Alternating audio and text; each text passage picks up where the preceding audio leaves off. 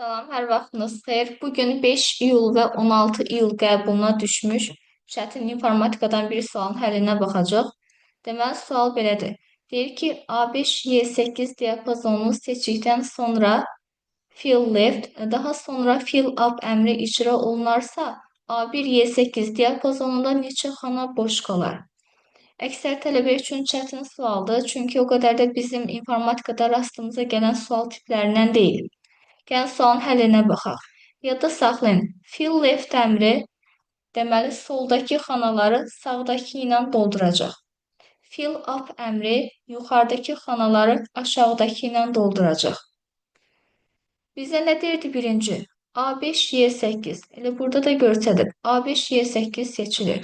Fill left, yəni soldakılar sağdakı ilə əvəz olunmalıdır. Sağdakılar nədir? 3, 9, 2. Deməli, İndi mən bunu tətbiq edib də göstərəcəm. Bunların hamısı 3, 9, 2 olacaq. Və 5 buradan silinəcək. Hamısı baxın 3, 9, 2. 3, 9, 2, 3, 9, 2. Baxın bu şəkildə olacaq. Yəni A5, Y7-yə qədər hamısı bu şəkildə də olacaq. Ondan sonra deyir ki, fill up əmri icra olunacaq. Up nə deməkdir? Yuxarı deməkdir. Left de sol deməkdir. Ümumiyyətlə, bəzi sözlər var ki, informatikada biz bunun tərcüməsini mütləq şəkildə bilməliyik. Fill up-da yuxarıdakılar aşağıdakı ilə əvəz olunacaq.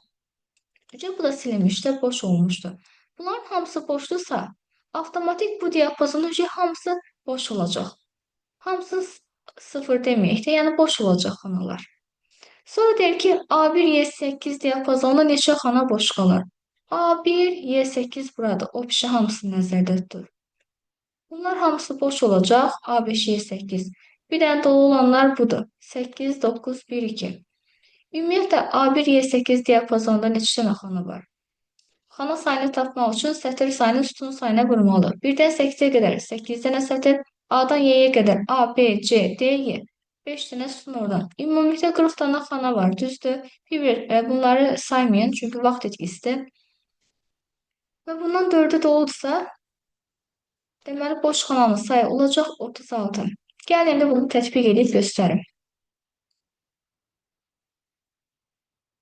Gəlirik Excel-ə. Hazır sizin üçün bunu yaratmışam əvvəlcədən. Nə deyirdi birinci? Biraz ekranı da böyüdək. Okey. Deyir ki, A5, Y8 diapazonu seçilir və fill left əmri icra olunacaq. Yəni, soldakılar sağdakı ilə əvəz olunacaq. Gəlirəm bura. Left'e basıram. Nə baş verdi? Baxın, soldakıların hamısı sağdakı ilə əvəz olundu. Sonra deyir ki, diapazon dəyişmir ya, ardıca fill up əmri icra olunacaq. Deməli, yuxarıdakılar aşağıdakı ilə əvəz olunacaq.